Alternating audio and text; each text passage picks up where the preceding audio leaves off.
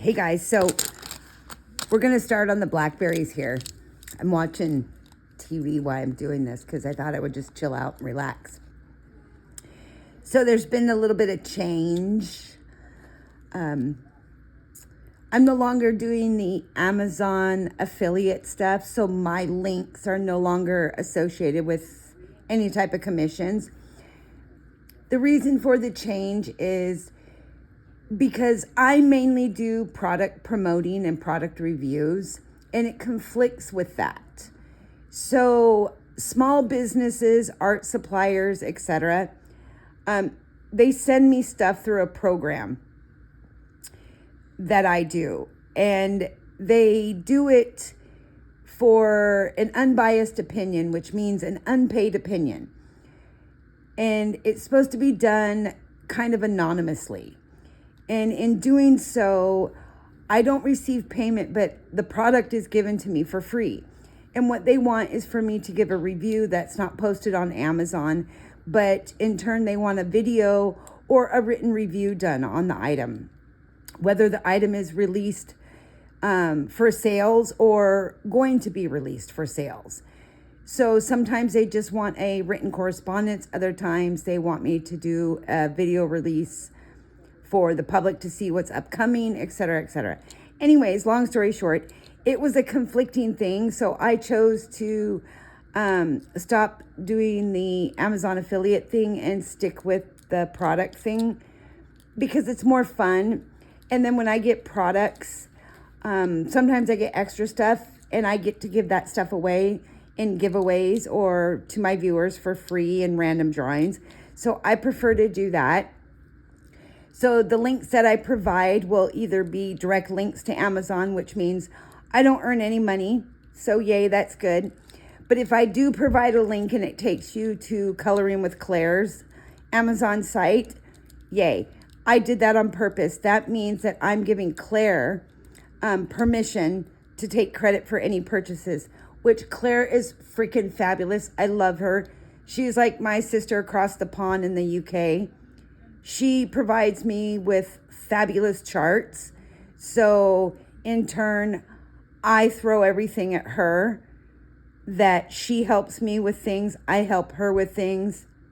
It's just a win-win for both of us. So that's what I'm going to be doing. I just want to make sure I'm very clear on that. So if you come across a link on any of my videos and it's a broken link, I am in the process of fixing those, so please bear with me and let me know just in the comments of that video, hey, your link don't work. I will see it and I will fix it. That just means that it was an old Amazon affiliate link and it no longer is functional and I have to go in and correct that link. That's all it is. Anyways, let's get to these blackberries, shall we? Now that I've cleared the air there. Hopefully the TV's not too loud. It keeps my mind busy. So we finished this one in the color along. This is from Ellie Marks's Etsy store. She has a wonderful, wonderful shop where you could buy so many different coloring pages at a great price. I hope my video is in focus here. It's a whole book of bookmarks. You could buy some individually. You could buy the whole book. This is the Summer Berries one. And I wasn't sure if this was blueberries or blackcurrant, but I did it as blackcurrant because the leaves were a little different. I did this as a 2-part color along, and that video is uploaded on my YouTube. I did it as part 1 and part 2. So you can go and watch that. I'm going to do this also as a part 1 and part 2, but it's going to be part 3 and part 4. So it's going to be part 3, blackberries part 1, part 4, blackberries part 2. Does that make sense, or did I make that overly complicated? Anyways, you can see up here at the top, I did a little test berry. I like to do that. I know it probably drives you guys crazy that I do that, but I like to get my colors right sometimes before I sit down and do it for you, because I want to make sure that I'm getting everything perfect to show. So I went ahead and wrote down the colors that we'll be using to do some of the berries here, the ones I'm going to show in this first clip anyway. So I think it would be easier for me to tell you. I am working on some color cards so I can show you the colors as I'm doing my video instead of showing you the pencil. I think it'll be easier for viewers to see. So white 1078 932 938, or excuse me, 923, which is an up in the air color. 996, black 935, a white gel pen, which is optional. You can use a Posca white pen. A fine tip is preferred. And those are your colors. We're not going to do the unripened berry just yet. So we're going to focus on doing a few of these blackberries right now. And then I'll come back and we'll do some unripe berries because I'll be taking a break. And then I'll add to it. You won't notice because it's the magic of video. But then we'll also do the leaves, and I picked some cool colors for the background of this. But when we're all finished, I'm going to show you how to laminate these and cut them out. And I will provide a link to a great laminating machine that is fairly inexpensive. Believe it or not, it's under $20. Okay, for a little at-home machine. Pretty cool, huh? Okay, and it does full sheets. How about that? Okay, so we will get started and make sure I'm in view here. And if you like this little tabletop I have here, because I'm sitting on my couch, I'm not up in my fancy little office that I spent so much time and money remodeling. You can get these on Amazon too. This one is okay, by the way. I don't like it so much because, listen, the surface is kind of rough. I would rather have a smooth surface because if you put a single page on it, you're going to feel that through your paper. I made that mistake, but I didn't know when I was making the purchase until I received it. So keep that in mind when you buy them. As far as this, if you are left-handed, you're going to want a piece of parchment paper so you're not rubbing across this image because you will rub on the colored pencil. But I am right-handed, so I'm going to be working on this side. I do have my eraser with my little brush because I like to brush off my dust. Now, if you don't have one of these, a paintbrush works, a wide paintbrush. Even a hardware store paintbrush, which I have upstairs in my office with a wider brush. Short, little, fat, wide brush. Those work great. I have a great little gel pen. This one is a Signo Uniball, which also this one is a Uniball by Signo. This is a broad point. This is a medium point. Same pen, different points. Okay, let's get started here. Can you see me okay? Hopefully my shadow is not too bad because it's dark. It's nighttime here. Let me see if I can zoom in a little for you. I'm trying to do this and stay in focus. Okay. Let's do these two down here at the bottom, okay? We're going to start with 1078. And here's where it's important. And I know a lot of people don't like to really sharpen their tips on their Prismacolors because they're like, oh, it wastes my pencil. You can get a short, sharp tip on your Prismacolors. You don't have to be a long point like I have. You can get a nice, short, sharp tip like this. So, but it's nice if you can get a sharp point because it really gets in those small areas, especially when you do things like these berries. It's going to make the difference on your detail to make these really pop off the page. And you'll see as we're working this berry what I'm talking about. So, a light touch with a sharp point is key if you're using Prismacolors because they're really soft. So don't monster your pencils. Don't press down real hard. If you notice when I use long tips, I don't push hard. You'll know if I push hard because I'll snap that tip off. Okay, but that's why I kind of wanted to talk in this one. Talking is not really my thing when I'm coloring because I lose my concentration, but I wanted to really talk you guys through what I'm doing here. Okay, let's get started. And I apologize if I go quiet. It just means I'm concentrating. So again, this is color 1078 Black Cherry. And all I'm going to do here is I'm going to follow the outline of the actual individual little berries here. So I'm going to start at the bottom and I'm going to go around. I'm just, even where the little black area is in between, I'm just outlining each little berry. And right at the bottom, really lightly, I'm putting in a little bit of color.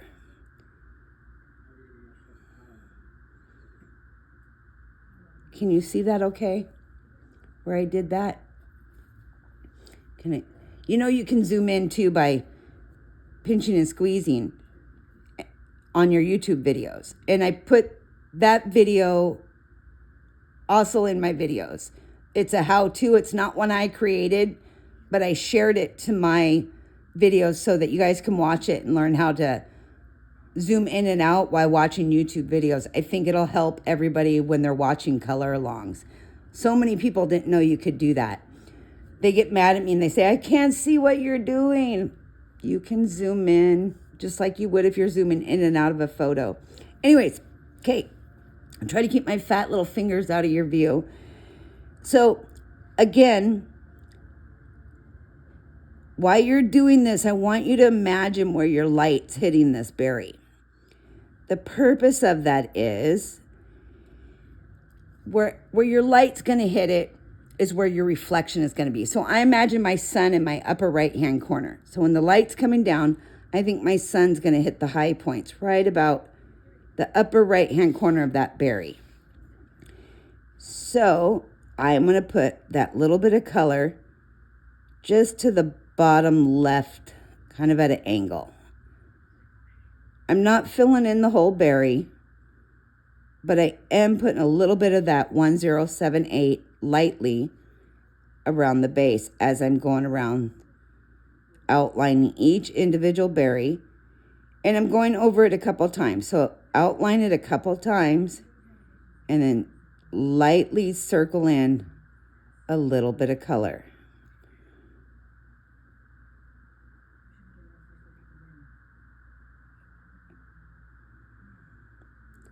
So you see what I mean by having a sharp tip? And rotate your pencil to keep that sharp tip.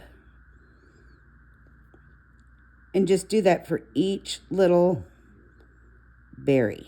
I know it's tedious, but the end result you get is stunning. Now you can do red berries the same way, but you'll want different colors. And I will show you how to do a green berry with different colors.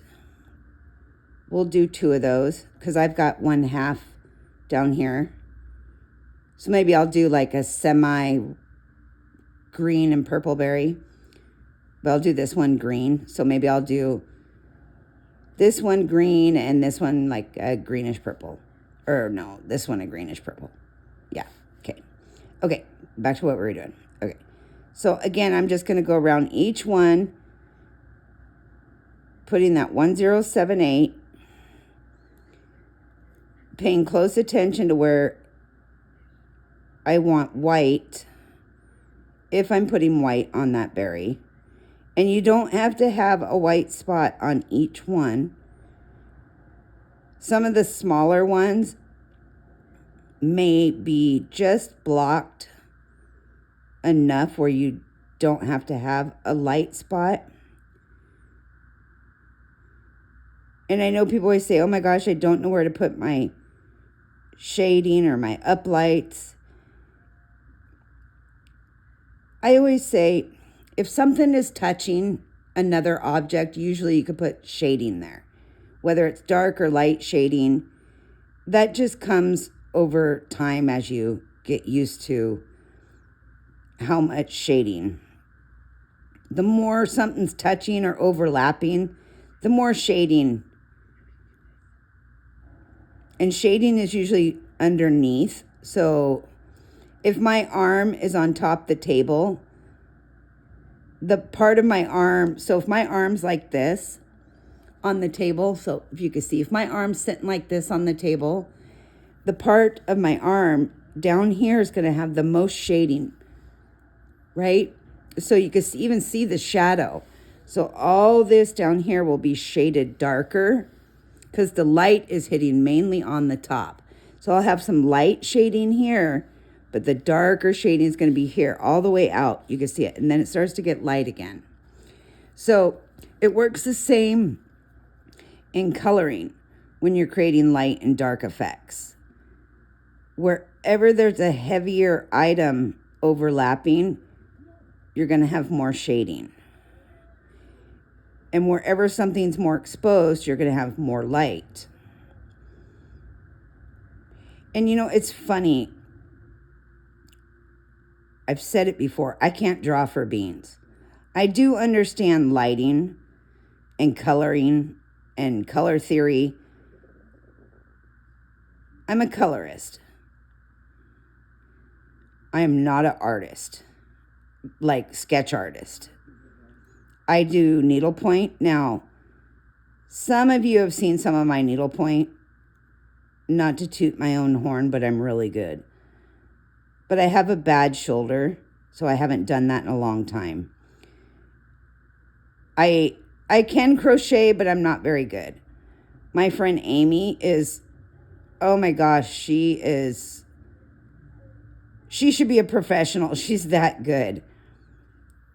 Claire has done some really good stuff. She's done some really neat little granny squares, which are really cool. I do some diamond art, some pretty big ones. But diamond art's not that complicated. It can be. Especially if you get into the freehand design, which that's more up my alley than a pattern design. Like needlepoint, I don't do patterns. I do blank patterns where I create my own. I don't do stamped. So if there's a kit out there that comes with the pattern already stamped on it, that's not one I would do.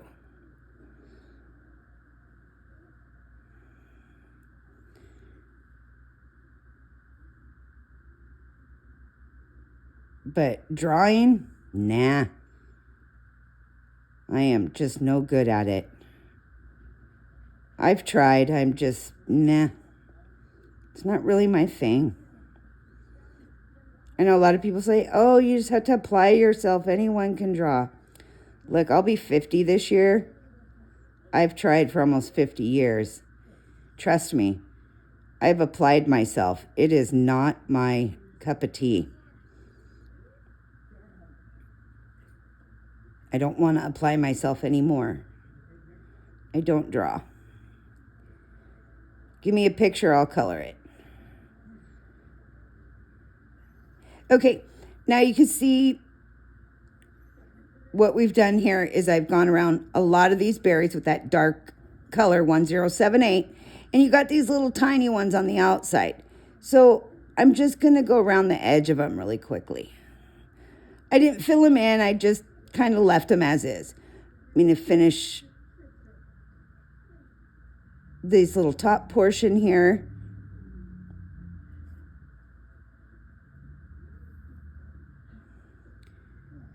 All I'm doing is the same thing, going around outlining them and then putting a little bit of color in there.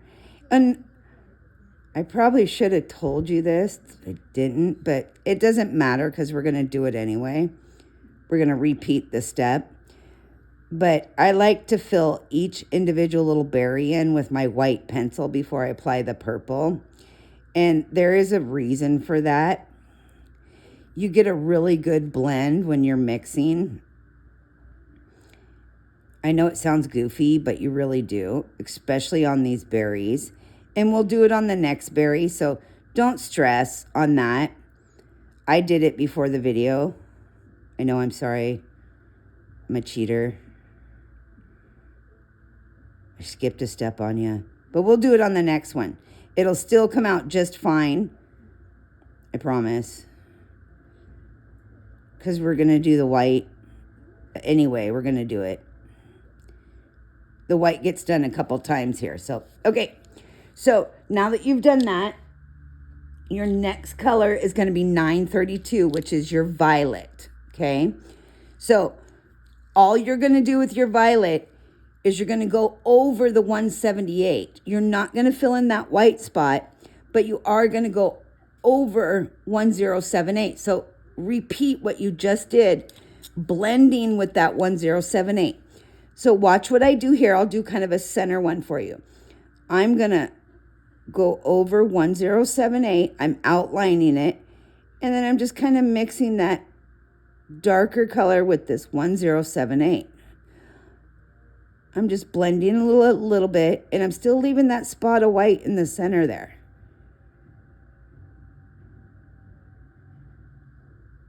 Okay. It doesn't have to be pretty at this point. You're not looking for perfection or pretty. Now you're going to do that with each and every one. You're repeating the same thing, mixing those two colors together. And you're not going to get perfection here. This is where you get the depth in your color, because you're not going to get a perfect blend with these two colors. You're going to get a mixture of dark and light purples, which is what you see when you see a blackberry out in the wild, so to say. And don't forget to do your outline. So, and when you see those little mini ones on the edge, hit them with that 132. Go ahead and fill them in. Just like that. Don't worry about leaving that little white extra. Just hit them with your 132 really quick. Fill those buggers right in. Okay. I'm going to go ahead and fill these in while we're working it.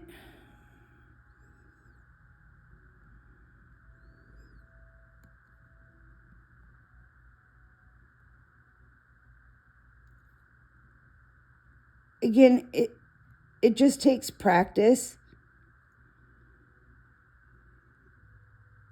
And my favorite thing to do is like fruits and foods, and I like to do animal fur. Claire's really good at skin. I know she thinks she's not, but she is. I tell her all the time that she is. She doesn't believe me. She's really good. And she just doubts herself too much. If I could come through the phone, I'd be like, Claire, stop it. You are really good at that. Like that iridescent one she did. The alien looking skin. That was so cool, right? If you didn't get to see it, go look. I thought that was really cool. I was jealous. I was like, ooh, I've never done anything like that. I thought, ooh, that's really cool. She one-upped me for sure. She's way better than me when it comes to portrait stuff. She always says, oh my gosh, I want to color like you. I'm like, why? You're better than me, fool. She is. She's crazy. Not crazy in a bad way, but crazy in a good way.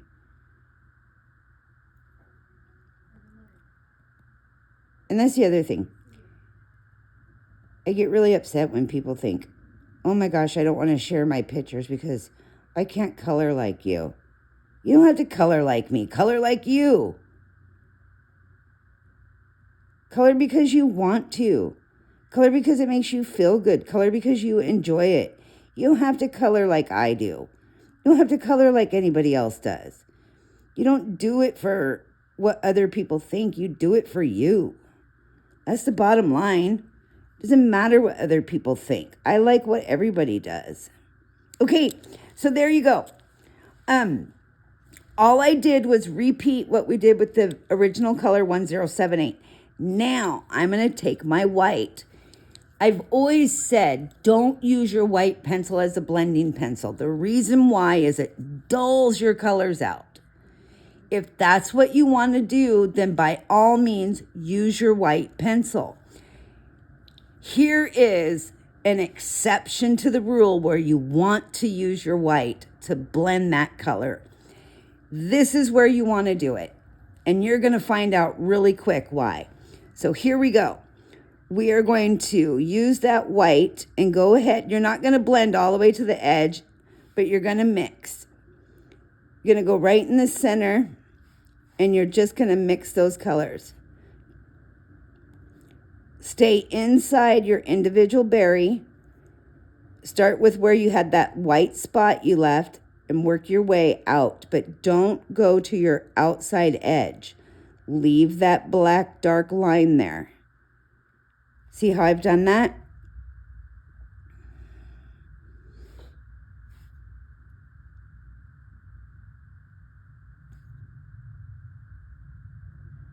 See what happens to the purple?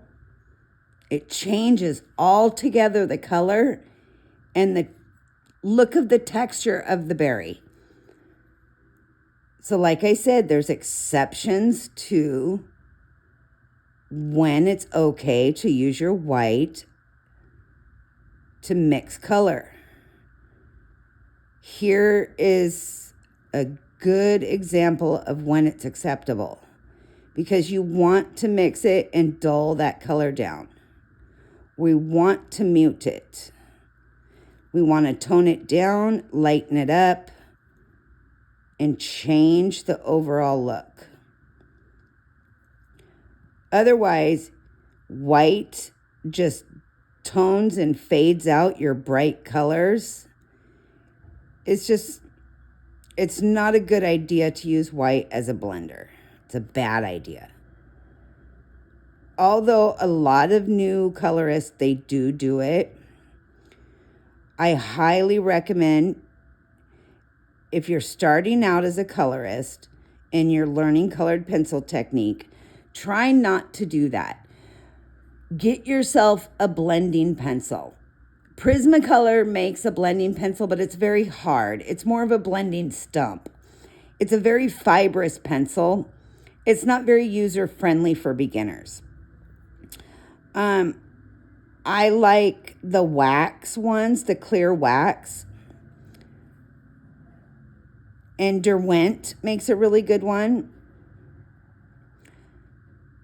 They make a brightener and a blender. Now there's a difference between the brightener and the blender. So read about the difference, read about them, practice using them before you use them on a picture.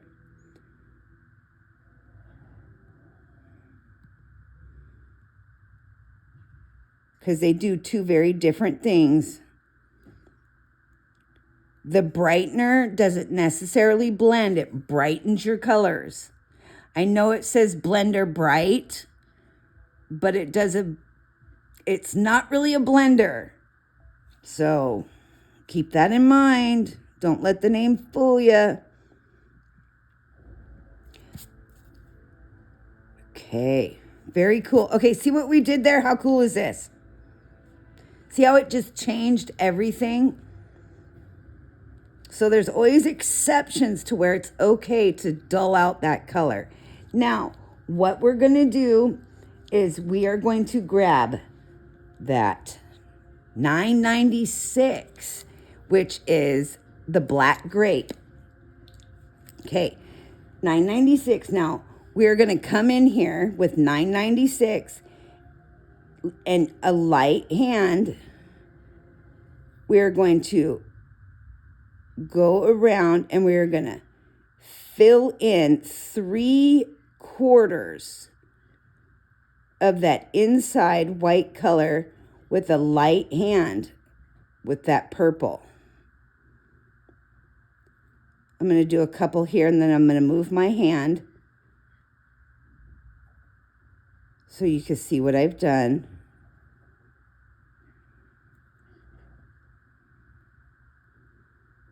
Because I want you to see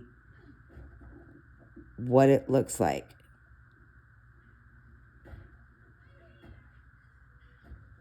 And this is not the finishing color either, or the finishing product.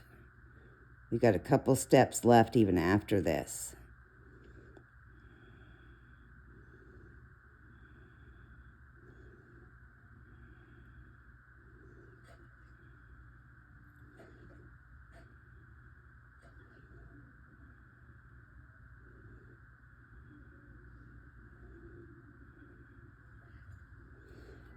Let me get one more little spot up here. Okay, so you see where I did to the left here? So right in this area.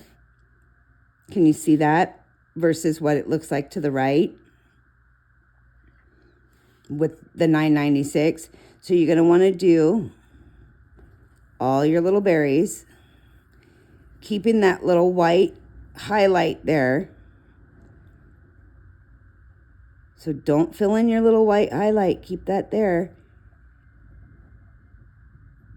You don't have to keep it on all of them, but anywhere you want a little bit of that white light to be hitting your berry. So you're going to want to leave that little speckle there.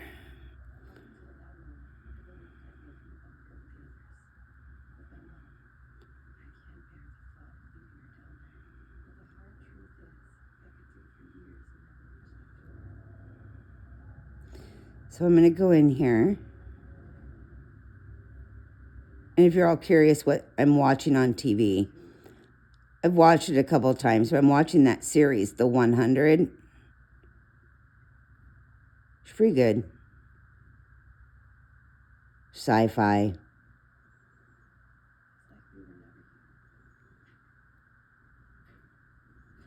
I wish they'd come out with new stuff.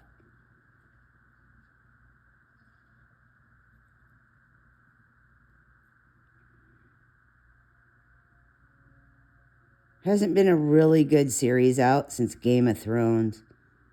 I know.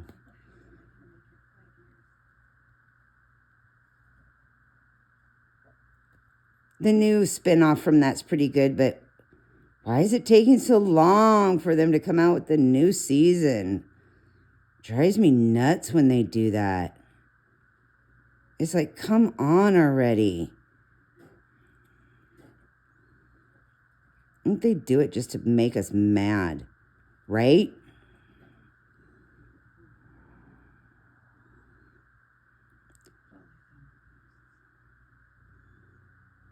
Okay. Getting down there to the finish line of this color.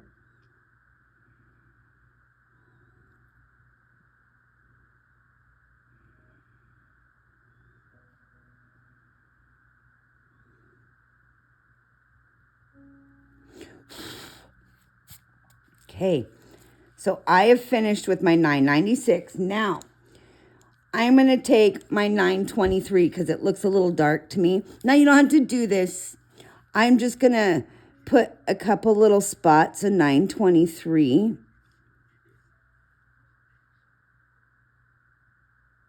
I just want to add a little extra uplight here. Now, you don't have to, but it's next to where I'm going to put a green berry, which is going to be an unripened berry. So I think I can get away with it. Otherwise, this is going to be a totally blackberry.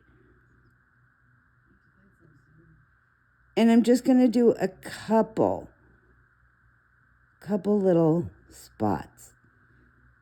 You can use different reds for this. 122 or 926 works good too.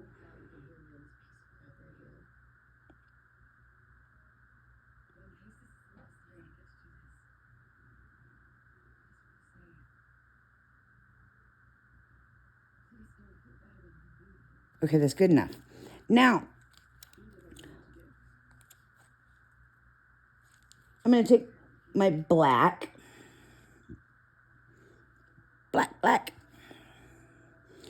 And my black, I'm going to go around all the lines of the berries, not filling in anywhere. Just really detailing these black lines of the berry. That's all I'm doing. Only the inside lines of each individual berry, staying away from outside. So again, with the sharp point being key. So here's where that black pencil can really give some great detail and make your berry jump off the page. And I will move my hand here in just a second so you can really see what I'm talking about. And I know it's kind of hard to see on camera, but all I'm doing is following the contours of these individual little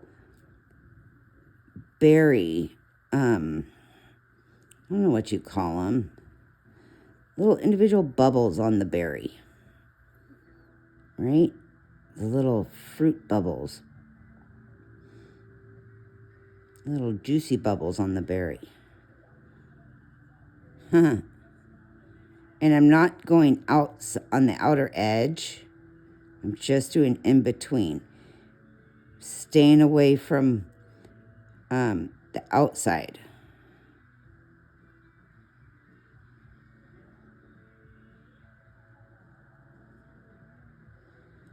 Get in here and do a couple more spots, and I can move my hand for you. So I really want you to see this detail and how cool it looks when you really get those details in there.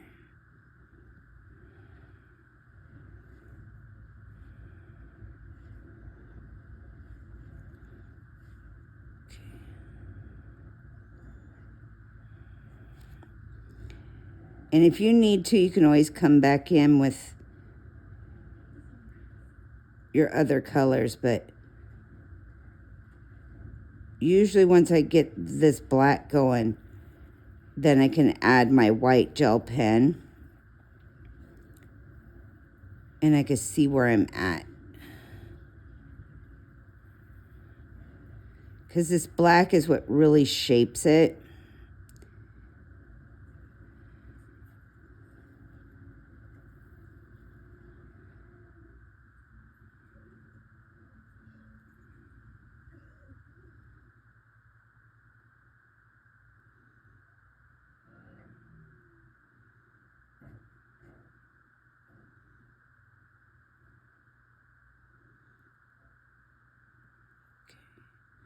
Almost there. Just might as well finish it.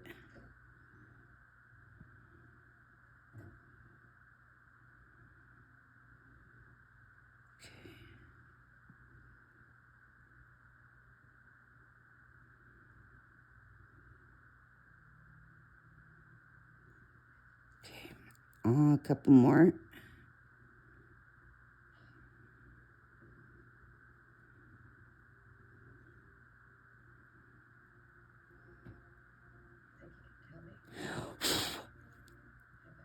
One more little spot up here, I think. Okay, about that. So now you see why the black becomes key. I know it's a lot of dark colors and you're probably like, dang, that's a lot of dark. But it really makes a big difference. Okay, now, again, I'm one of those people that likes to test her white gel pens. If it works on my hand, it works on paper. Now, I'm going to come in, I'm going to put that little dot on my little white spots on my berry. I'm not doing a lot. I'm just putting little highlight spots.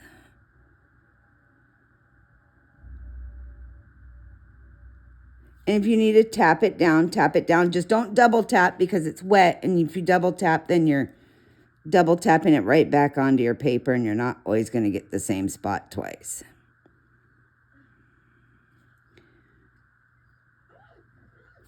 See?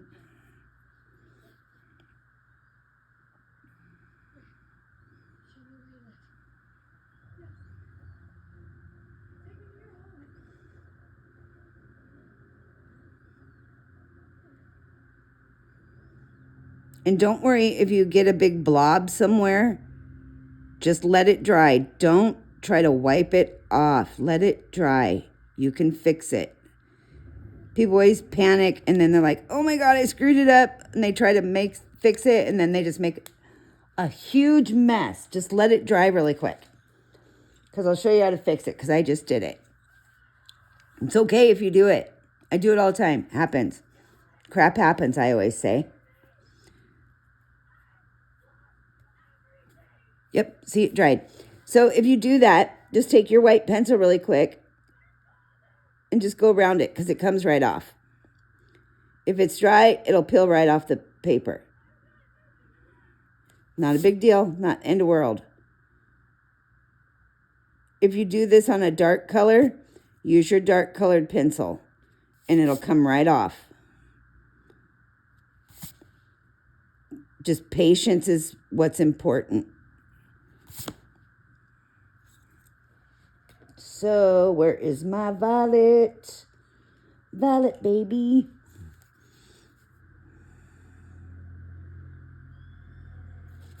See?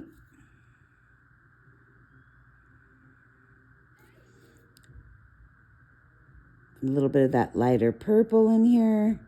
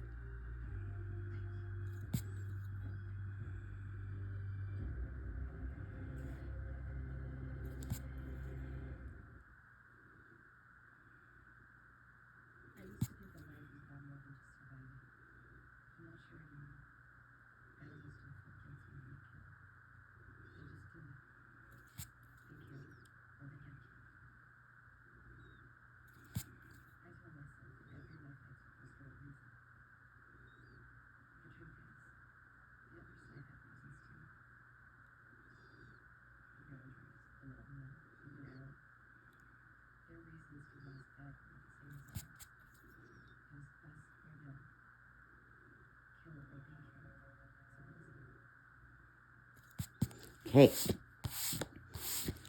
So you got your beautiful little blackberry there.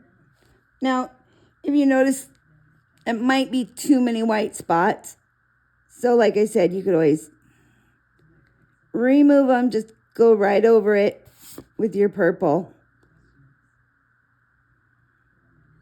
You can take out some of those extras if you think it's too much.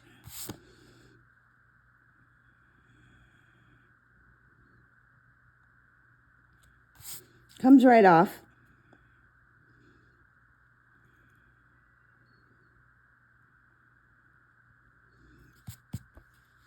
That's a little better.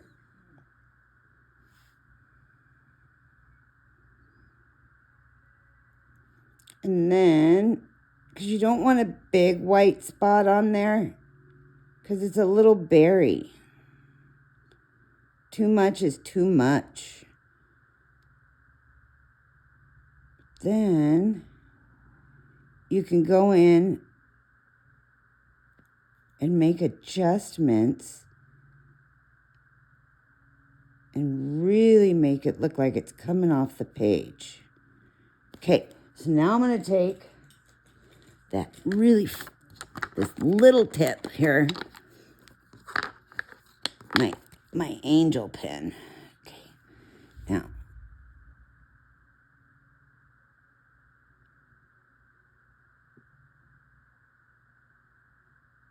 call it my angel pen.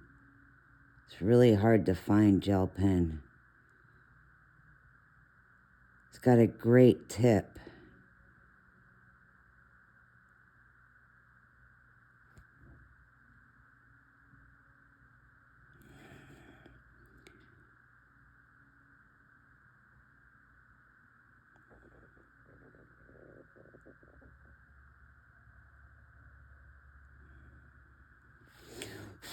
Look at that.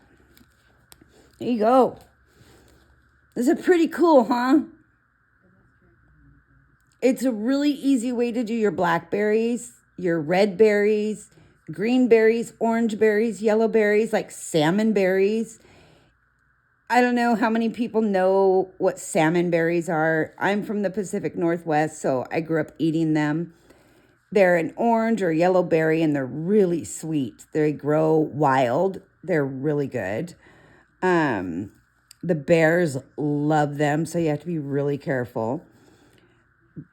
Huckleberries are really good as well, and they grow wild around here. If you've ever had the pleasure of picking wild huckleberries, they're pretty tasty. Anyways, I'm going to take a quick break, and through the magic of video, I will be back and we will do some green berries, and then I will come back again with the magic of video, and it will be a quick blink of an eye, and we'll do some of these bottom leaves, and of course eventually we'll get to a background. Hopefully I picked a really cool background color that kind of brings it all together, like this one. I thought that teal came together really well. But we will eventually do the strawberry as well, so stay tuned. I'll be right back. Okay, so I'm back. See, it was like a blink, which was good because I was thirsty. I have my drink off to the left here, but you know how that goes. Don't want to advertise that on camera. I might get in trouble. Not that it matters. It's Diet Dr. Pepper. It's my drink of choice. Okay, so we did this blackberry. I showed you that one. And you could always go over a little more detail, which I'll brush up some more on my details. And you can fine tune your black, so your outlines, to really make that bright and pop off the page. So you can burnish that color into the paper and really make it come off that page. So just follow those steps and go over it. So you can apply that purple to this berry. So you want to do the purple on this one, and this one. So you definitely have the how-to now for these three. We're going to do green. Well, green definitely on this one, and semi-green and purple on this one, is I think was what I was going to do here. Because it looks like down here, this one's blocked quite a bit by the light. So right here, the light would kind of hit it. And then these berries are growing this way because the leaves are here, so the sun would kind of hit it this way.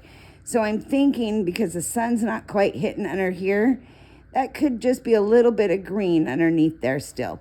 You know, sometimes when you see wild blackberries, there's that spot underneath that didn't get ripe because it didn't get the sun. And being there's a one here that's not ripe, I'm going to go with that. So here's the colors that I'm going to use and show you for the green. So 1005, 912, white, 109, 989, black, and your white gel. So that's what we're going to use. And again, let me repeat that. I went really quick. 1005, 912, white, 109, 989, black, and a white gel or white Posca. If you don't have white gel or white Posca, your white pencil will do just fine. Okay. So this time, we are going to start with the white pencil. And I'm going to zoom in. See if I can zoom in. Trying to do this for you so you can really see good. Okay. Is that good? Or is my shadow and going to get in the way and my fat little fingers? Okay. I'm going to take my white pencil and I'm going to fill in each little dot. Not heavy, just a light coat. Don't do anything else. Just lightly fill in each little berry bubble. Just really lightly. Don't worry if you touch your black lines. It's okay. Just give a quick little coating there. You're not looking for perfection. Just looking for a little white. I call this my base coat. It really helps when you're blending. Okay, for your green down here, this is going to be a tricky little bugger because it's really tight. When Ellie drew this, I swear she had to have on like a 500 times magnification to draw those tiny, tiny little lines. So I am just going to ever so lightly put a coating of white. I'm not even going to try to fill each individual little, because it's so tight. Even with my glasses on, I don't know how she did that. Drive me nutty. Okay, put my white one off to the side here. Now, I'm going to take my, let's start with our lime, our 1005, I think. So I'm going to do the same thing. I'm going to go over it really lightly. I'm not even pressing hard. Just really light, small circles. Am I in your way? With 1005. Because it's so tight.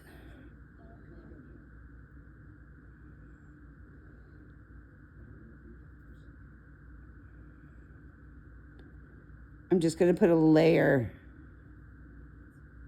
real light layer of 1005 over the whole thing. Don't press down, just basically you're turning the whole thing a light lime green.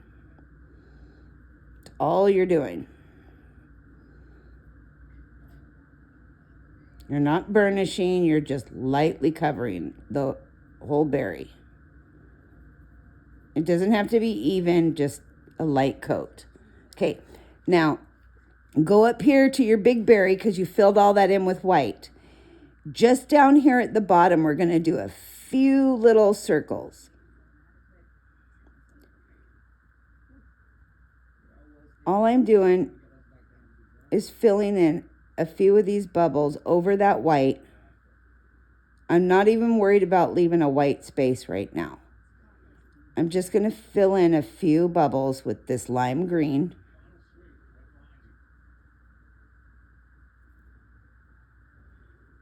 Right in this bottom corner here.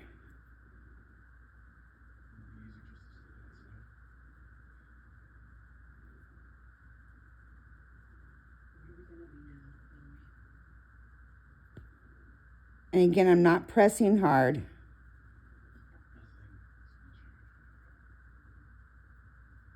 Ever so light on my touch.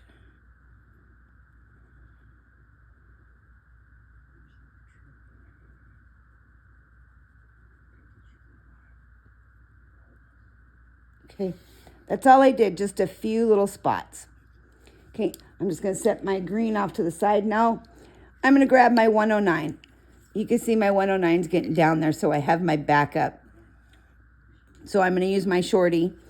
Now, because I'm blind, I have my glasses on, I am going to really closely outline some of these little guys with my dark green, focused on the bottom here. I'm going around the leaves basically at the base with that 109. And just doing the best I can around some of the individual lines of the bigger lines around the berry on the inside. You know it's not going to be perfect because those are some tight lines in there. She must have used a really fine pen. Which is cool.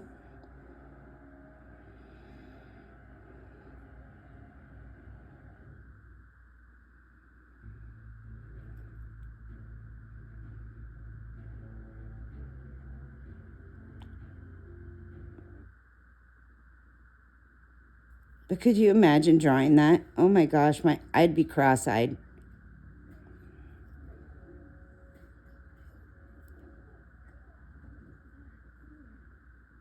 A little bit darker around the side. That little dark berry. Don't worry, we'll lighten it up because it's such a little baby berry. Okay, now down here on your bigger one, I'm going to go around just like we did on the blackberry. I'm going to go around the edges with my 109. Filling in just a little bit. I'm just doing the outline. And then going up just a hair. And I will move my little hand here in a minute, because I'm probably in your view.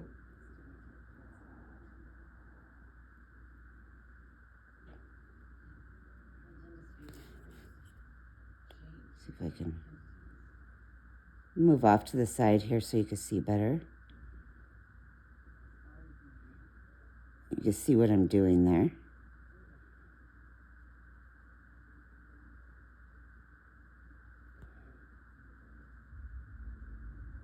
So I'm just kind of following the outline of that little berry and just kind of mixing it by using small circles, but I'm leaving that little bit of light green at the top there. And I'm doing each individual one.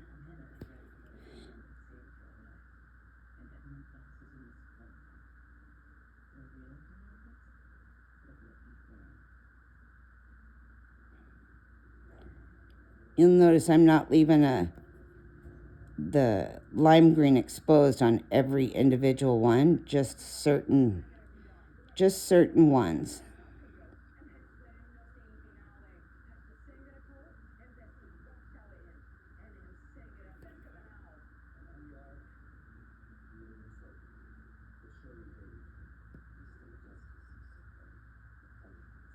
Okay.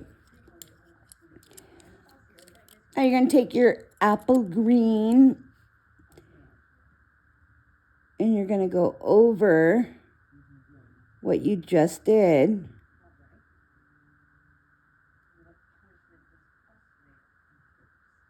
Blending those colors. Don't fill in the spot where that lime green is. Leave that lime green, or as close as you can anyway.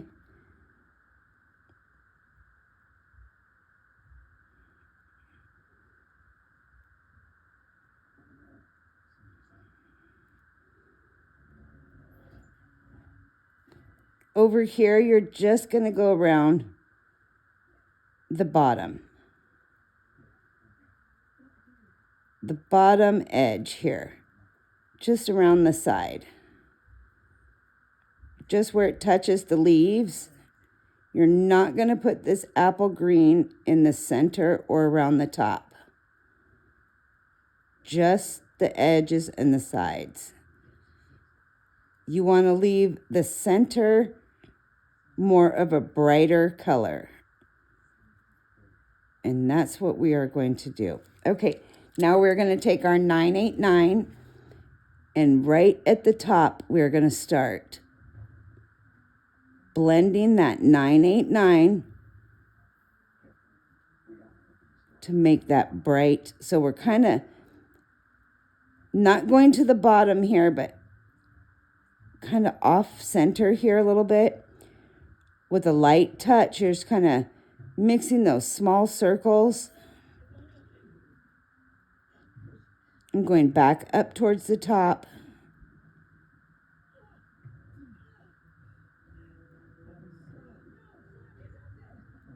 Just keeping in mind, like the sun's kind of hitting it from this way because you see the berries growing like this.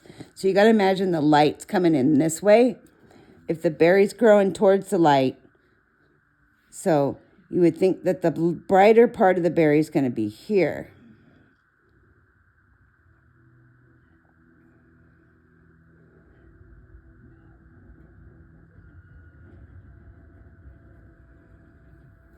So now take your 989 up here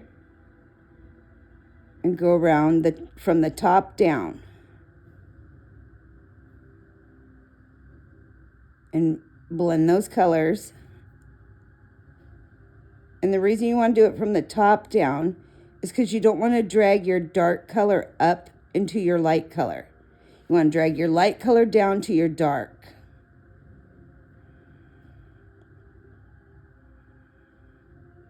I hope that made sense.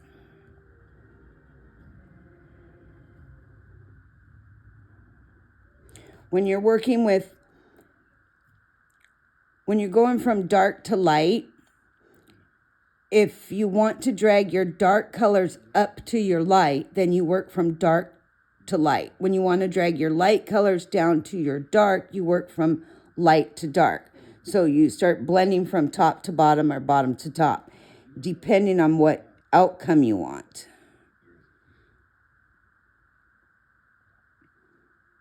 Because you can easily cover up your uplights by blending your dark into your light.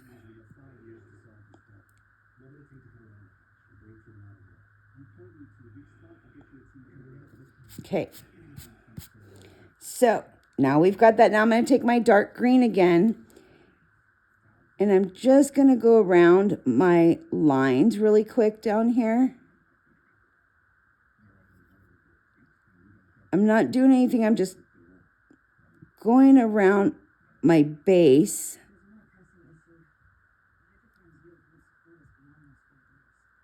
Of the berry, just to define the lines here.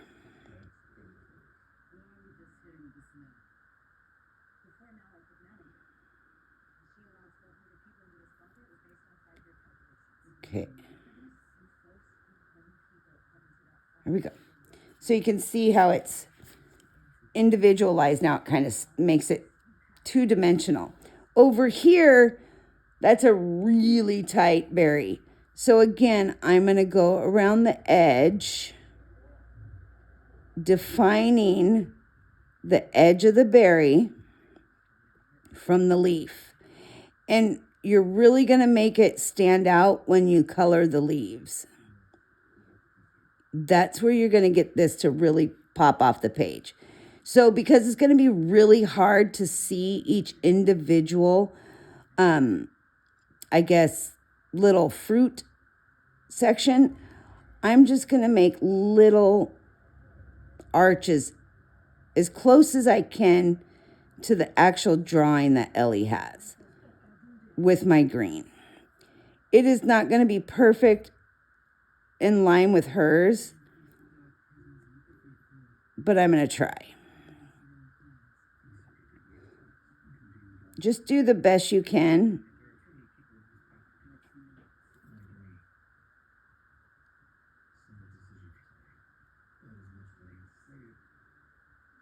Okay. You can see it kind of just lifted it up a little bit. Now I'm going to take my black, just like I did with the blackberry. I'm going to define in between. I'm not going to do the outer edges. I'm just defining in between.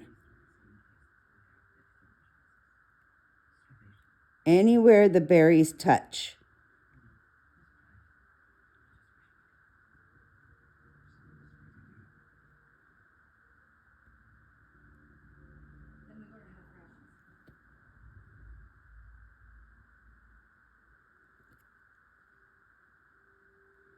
Over here, I'm not going to go around the petals yet because those petals are going to be a shade of green and I don't want to throw black in there yet. But what I can do is I could put some really fine details in between the little bits of fruit here with my black. You can go over that 109 to give it just a little more depth to help it stand off that page a little more. And you don't have to go all the way to the top. I suggest you don't. And I wish I had my yellow over here, but I don't. I would put maybe a little bit of 1011. Actually, I have 1034 over here. Could put a little bit of that right at the top. I think yellow would be better though. You can even put a little right here. Yeah. I think yellow would be better though on this green berry. So as far as that's concerned, on the green one, I think yellow would really make that pop. Even the fluorescent yellow right there would be really cool. Okay, so with my little white pen, I'm just going to put a little dot. Again, I'm not doing all of them, just a couple. Okay, so there's that. Now, we already filled in the white on all of these. So I'm going to grab my 1078, which is my black cherry. And I'm going to repeat the process that I did in the first berry on the rest of them. I am outlining each individual berry here. Don't worry if it goes into your green a little bit. That's okay. Because we are going to do a little blending to bring these more uniform with that green mix.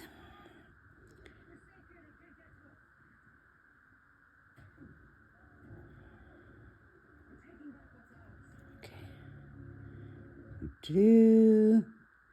And again, I'm going to do this with each individual berry like before.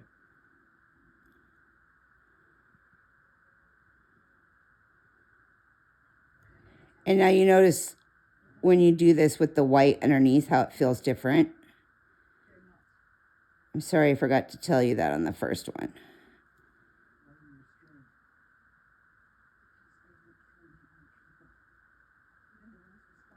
It's easier to get a feel and get your blends, your textures. And it just leaves that little bit of white, which makes it stand off the page a little more for you. Plus, when you're mixing something small as this, it gives you that base to work with.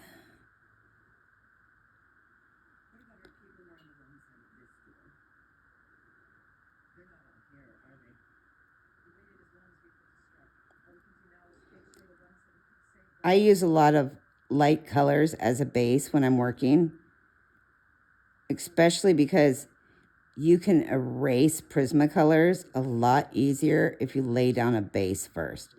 A base of a white, and then let's say you put red over it, a light coat of red, you can erase that a lot easier than if you just put red right on the paper. And I know people will argue with me over what kind of pencil eraser to use. Oh, I've been using Prismacolors for so long that it's almost comical when people argue with me. I give advice. If you want to take it, take it. If you don't, I don't care. But a sand eraser is the best for Prismacolors because of the type of binders that Prismacolors use. Your best way to remove Prismacolor pencils if you make a mistake and don't want to start over, because Prismacolors stain your paper, you're never going to get it all the way off your paper without actually destroying the grain of the paper. So bear that in mind. But what you can do is color correct. So your first line of defense is Scotch tape, removable Scotch tape. Put it down, pull it off. Put it down, pull it off until you get to a point where you can actually use an eraser. And a nice gritty eraser, I call them sand erasers. They have such fine sand in them. And you use it in a circular motion. Don't press down or you just rip the paper to pieces. Use that once or twice over your paper to remove the first initial bits. And then use a mono eraser, which is usually your white erasers. Those work pretty good. A sand eraser usually is like your kneaded erasers. Those have sand in them, by the way. So those work fairly well. But they don't have a high sand count. So anyways, you could always do that. That's an option. So when you make those mistakes, those options are there. Okay, so here's where you got your green, right? So like right here, where your green meets your purple, add a little bit of this 1078 around your first little guy. Just kind of lightly blend a little bit into that green. So what you're going to do is just, with a very light touch, just gently bring some of that onto that green. And then to your next one. Make sure you keep a bold line there between those two pieces of fruit. What that is doing is it's just kind of bringing that color change just gradually together. And you could do that where the purple and green come together. So what this is doing is showing the graduation of color change between ripe and unripe. It's not quite red, it's not quite black, it's not quite purple. And you're not changing it from green to purple. You're not changing it to red. You're not changing it to black. You're just kissing it, basically. So you'll see that little color change there. Okay, now, anyways, your next color here, again, it's just the same pattern over and over, which is 932, which is your violet. We're going to repeat that step that we did in the first one. Go over your 1078, small circles, add that color in there.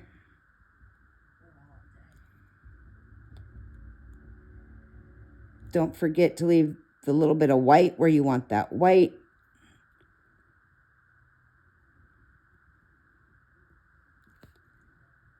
And do that for each individual berry that you want the white and the 932.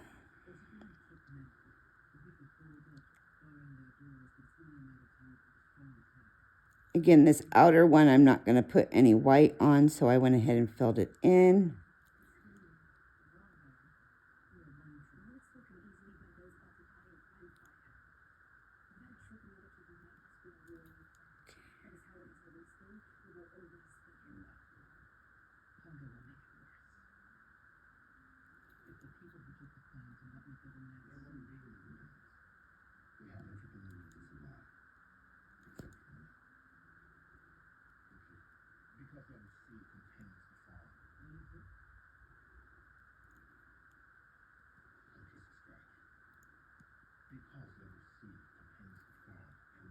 Okay, so I'm just repeating what I did before again in the first blackberry.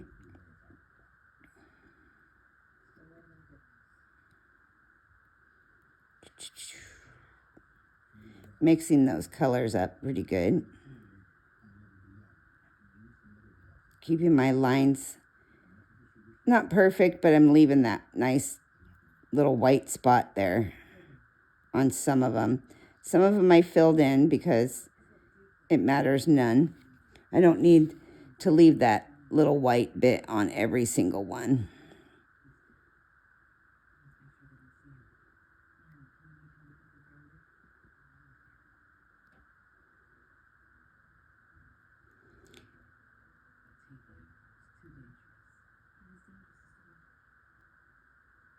Okay, bringing a little bit of that violet down here over where I already laid some of that purple.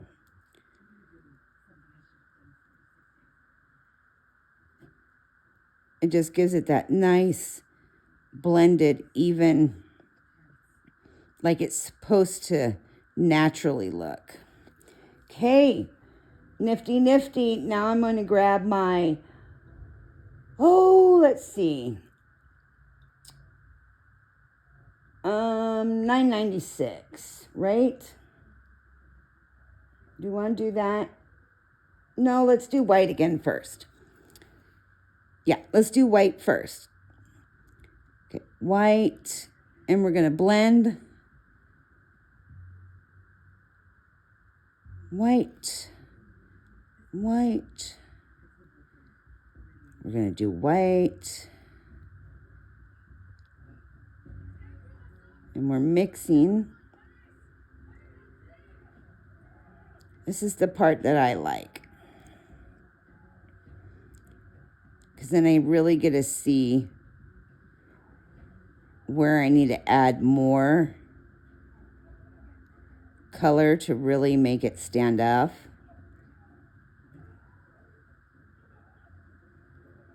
To darken it or lighten it. I know a lot of people that just reach for like the dahlia purple and the black. I try not to just go traditional. Okay, now I'm going to grab my 996. And here is where I define my colors. So 996. Okay. Coming in, following that line. Adding my deep dark color. Again, leaving that white spot where it needs to be in some of these.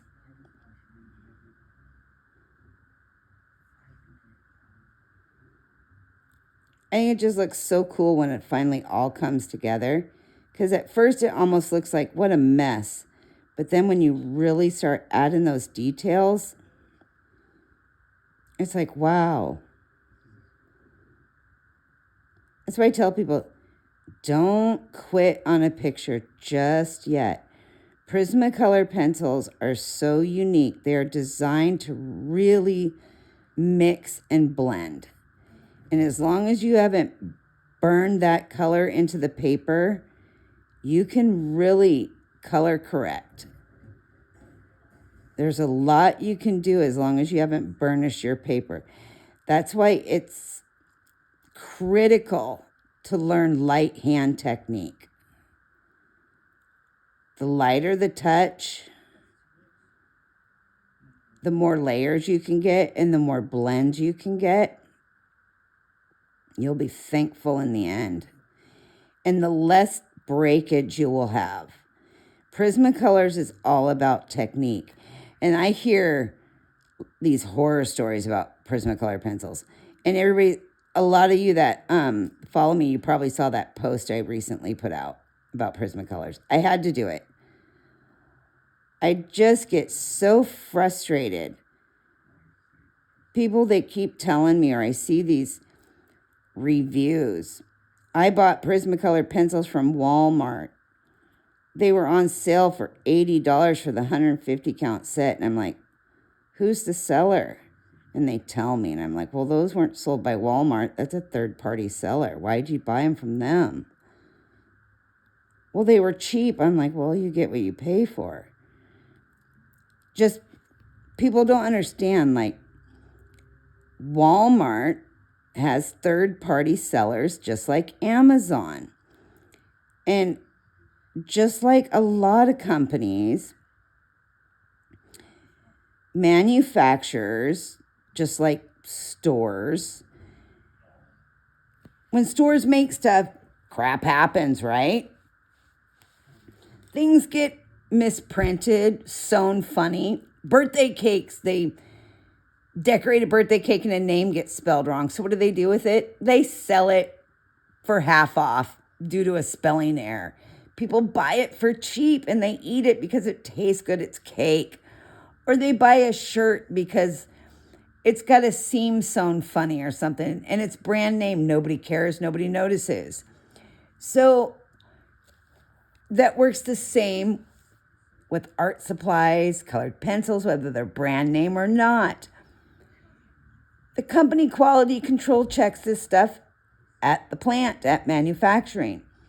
They move that stuff that's not fit to go out to art supply stores to be sold for top dollar, often to the side, and then it's sold off to the highest bidder, and whoever buys it is free to do with whatever they want, whether it's sell it as a third party on Walmart.com, Etsy, eBay, or whatever they want to do with it, they can do with it.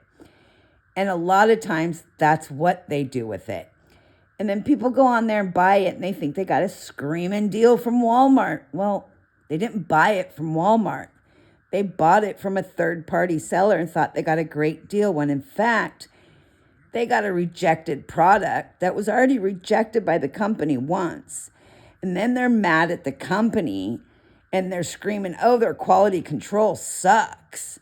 And I'm over here like, how can you blame the company for that when it was your mistake? You bought it from a third-party seller. You should know better to buy an artist-grade product and then scream, their quality control is horrible because they moved their plant to Mexico. Wait a minute here. You didn't buy them from a reputable art supplier. Number one, that's your first mistake. You're blaming a company that has been known for their products.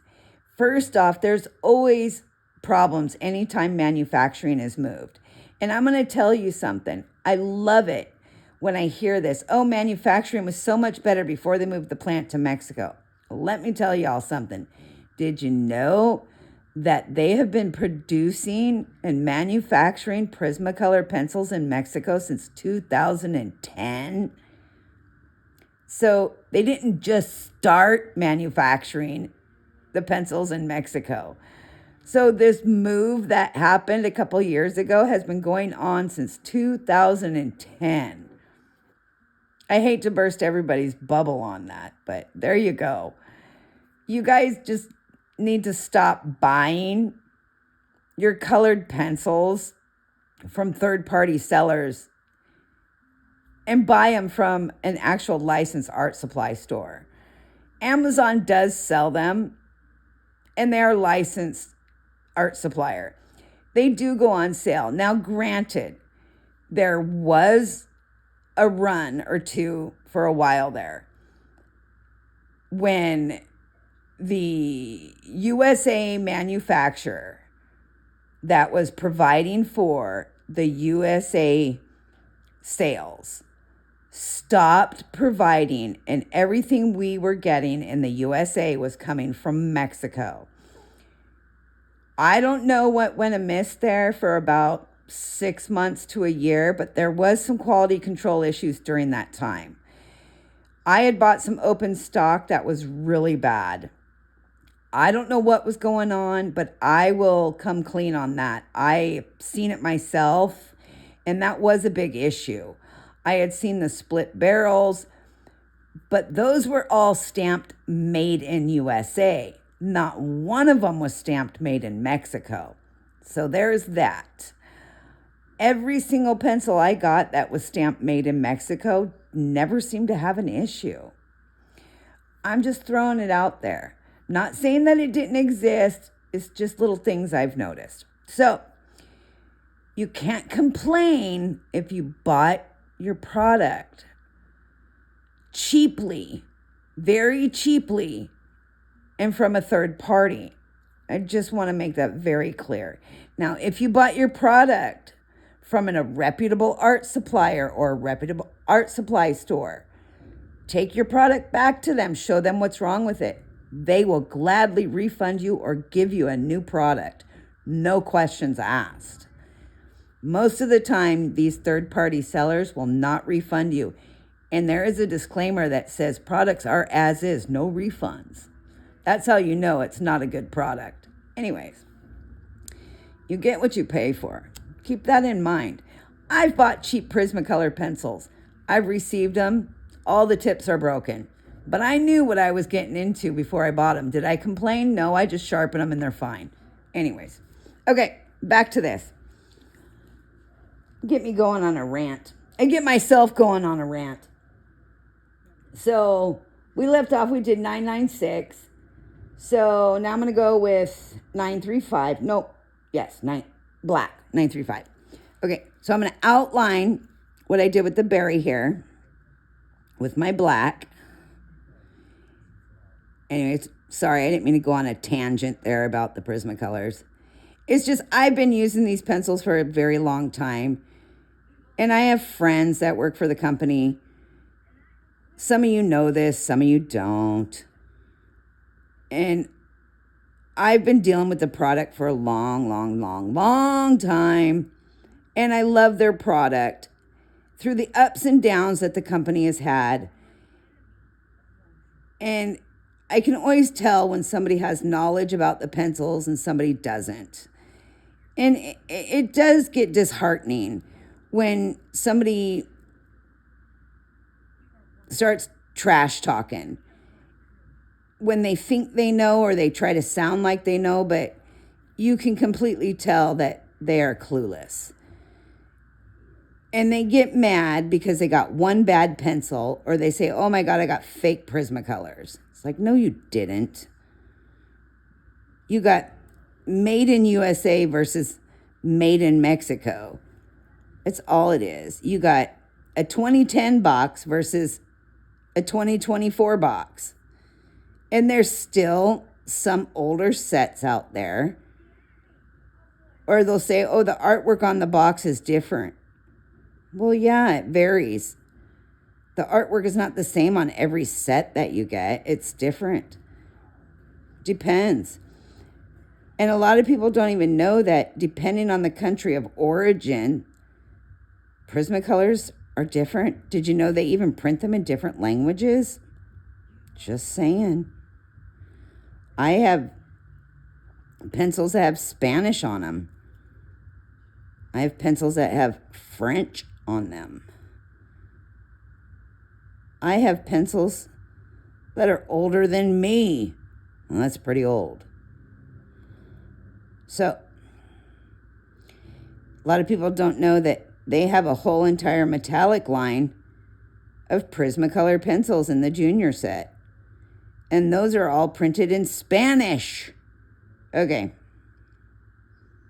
And only available in Mexico. Not even available in the US. Too funny, right? Okay. Scholar sets are available here, but not the metallic line. But you can buy them on Amazon if you want them. Okay. See what happens when I start mouthing off? Okay. My white gel pen, I'm going to add some color here because I got a little lippy.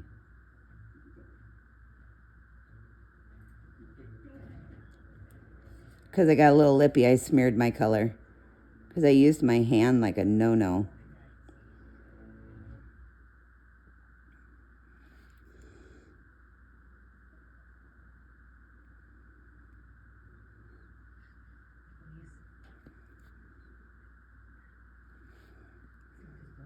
Okay. So pretty. Looks yummy. I want to eat them. What do you think? I like them. I smeared it. That's because I was yabbering. I was going on about, cranks me out. I just get so cranky. I just wish people understood that there's those certain little things that it's important, you know. They're not fake Prismas, and it's not quality control. It's just one of those things. It's like aftermarket stuff, like refurbished stuff. You know, you could buy refurbished stuff on Amazon Warehouse, just like you could buy colored pencils that people return. It's the same scenario. Good old days. Anywho, okay, so we've done these 3 berries here. You can see how we did the green down here. Now, while I take a break for the night, because it's after midnight, I would like for you guys to do the other 2 berries, because we will come back tomorrow. By the magic of internet and video, this will magically appear online as part 1 of the 2-part blackberry video. And these all 4 berries will be magically completed. So please finish these 2, or I guess are these 3, doing the black, or do them in green and black, whatever you so choose. And then we will start on the leaves, and we will do this little flower in the background. It may end up being a 3-part instead of a 2-part, because I want to do the background with you.